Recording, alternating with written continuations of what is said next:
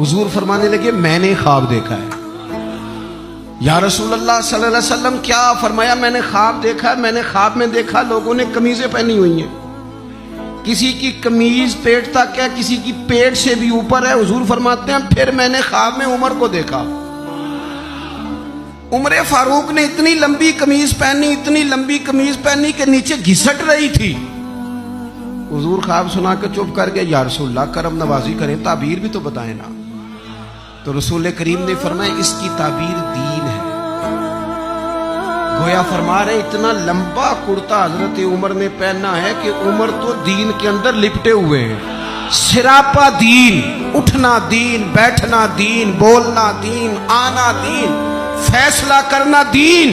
उमर का हंस देना भी दीन, उमर का रो देना भी दीन, फारूक आजम का बदर में खड़े होना भी दीन, ओहद में आना भी दीन।